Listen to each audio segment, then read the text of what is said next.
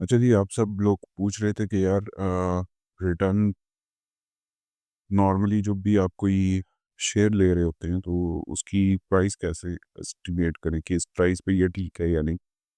तो बेसिकली इसमें 2-3 चीज़ें हैं कि वो देखनी होती हैं। पहली तो इसमें बुक वैल्यू है, बुक वैल्यू पर शेयर।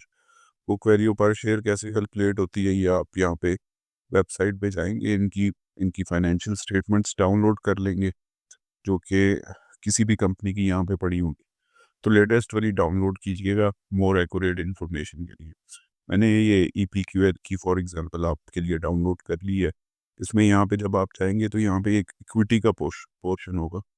ये अमाउंट मैंने यहाँ से उठा ली है। ये ऑलरेडी मैंने शीट में कॉपी की हुई थी, तो मैं जस्ट इस अमाउंट को उधर लेके जाऊँगा अपनी वर्किंग में। बुक वैल्यू इसकी ये आ रही थी, क्योंकि यहाँ पे ये अमाउंट थाउजेंड में है, रुपीज़ इन थाउजेंड। तो मैंने इसको आगे 3 ज़ीरो ऐड कर दिए। मैं सिंपली इसको जाके अपनी शीट में पेस्ट करूँगा और इसके बाद नंबर ऑफ़ शेयर्स मैं ले लूँगा। नंबर ऑफ़ शेयर्स कहाँ से मिलेंगे? आपको यही इसी वेबसाइट से ये शेयर्स मिल जाएँगे। यहाँ पे फ्री फ्लोट वाले नहीं लेने हैं, आपने शेयर्स लेने हैं। तो इसको वापस जाके मैं अपनी शीट में पेस्ट करता हूँ। अ, सॉरी, यहाँ पे मेंशन किए हुए थे मैंने फ्री फ्लोट के number of shares. Total shares ये लिए मैंने, ये। तो बुक वैल्यू पर शेयर इसकी 36 आ रही है ईपीक्यूएल की।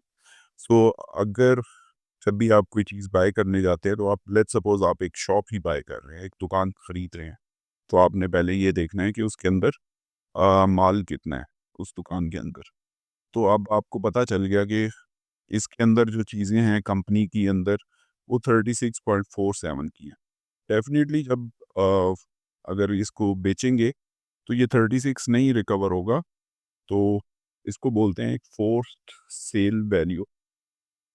तो नॉर्मली ये 70% तक इस पे आप ले सकते हैं कि यार इतने तक की अगर मैं उसके अंदर की शॉप की चीज़ें बेचूँगा, तो वो मुझे 70% तक रिकवर हो जाएगा। मैं इसको 70 से मल्टीप्लाई करता हूँ, तो ये आपको पता है कि यार आज के दिन अगर ये कंपनी बिकती भी है, तो ये 25 की बिकेगी। तो अभी अगर आपने देखना है कि उसकी प्राइस क्या चल रही है, वो 29 रुपए 50 पैसे चल रही है।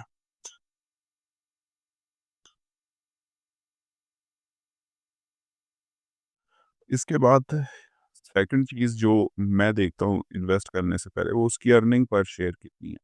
अर्निंग पर शेयर ऑलरेडी मैंने यहाँ पे मेंशन की हुई है, इसको मैं ले लेता हूँ।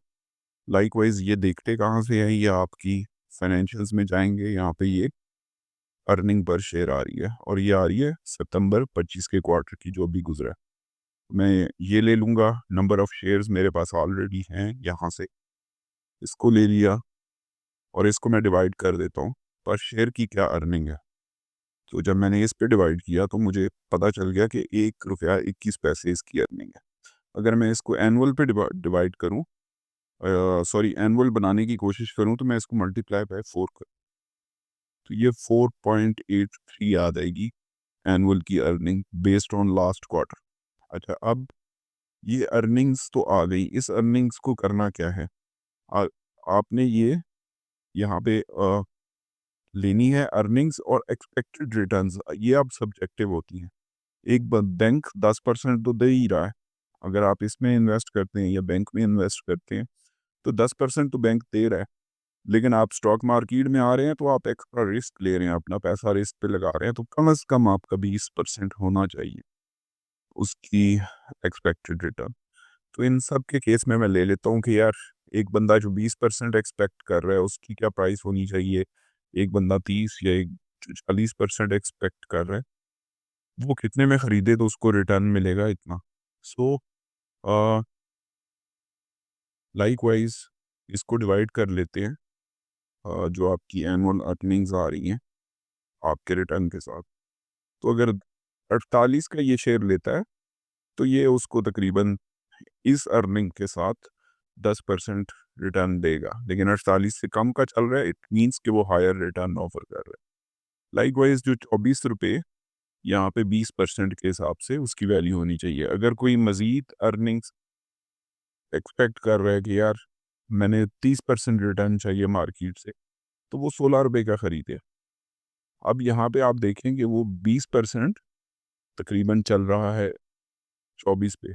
तो नॉर्मली जो मैं ट्रेड लेता हूँ या किसी भी एक स्टॉक में एंट्री लेता हूँ, तो उसकी मेन वजह यही होती है कि वो 20% कम से कम रिटर्न आना चाहिए। अच्छा, ये तो मेन रिटर्न का था। अब असल में वो चल कितने का रहा है? वो चल रहा है 29.50 पे। इट मीन्स के 10 वाले के लिए तो वो सूटेबल है हाईली। 10 वाला कहेगा कि यार ले लो एंट्री, ठीक है, अभी मेरी एक्सपेक्टेशन से ये नीचे है। तो जी 20 वाला बंदा है वो कहेगा नहीं थोड़ा और नीचे आने दो, फिर मैं ले लूँगा। अच्छा, लाइकवाइज़ जो 30 वाला बंदा है वो कहेगा 16 पे आएगा तो मैं लूँगा। जो 40 वाला बंदा है वो 12 पे कहेगा। सो अगर मैं जनरली देखूँ तो मार्केट में जो चल रहा होता है वो 20% का रिटर्न है, जो लोग एक्सपेक्ट कर रहे होते हैं। 10% तो आपको बैंक दे रहा है, तो 10% आपको रिस्क लेने का मिलना चाहिए। तो वो तकरीबन 20% बनता है। इसके साथ फिर फर्दर डिविडेंड का भी कंसिडर करते हैं कुछ लोग कि डिविडेंड कितना पे कर रही है। इसमें से अगर लेट्स सपोज़ वो ₹8 अर्न कर रही है, ₹2 वो डिविडेंड में दे रही है, हाफ री इन्वेस्ट कर रही है, उस तरह की चीज़ें। बहरहाल ये क्वेश्चन बार-बार आ रहा था ग्रुप में, तो मैंने कहा एक वीडियो बना के आप लोगों को क्लियर कर दूँ कि यार ये करते कैसे हैं। अच्छा, इसमें मेजॉरिटी ये बुक वैल्यू आप लेंगे तो इसमें गौर कीजिएगा, ये रुपीज़ इन थाउज़ेंड है, इसमें गलती नहीं करनी, नहीं तो आपकी सारी कैलकुलेशन गलत हो जाएगी। जैसे यहाँ पे आप ले रहे हैं अमाउंट इन थाउज़ेंड है, यहाँ पे शेयर कैपिटल में जब आप इक्विटी लेंगे तो इसके आगे 3 ज़ीरोज़ आपने ऐड करने हैं। बाकी इसके अलावा कोई क्वेश्चन हो आप कमेंट्स में पूछें, इंशाल्लाह आपको गाइड करेंगे। Thank you.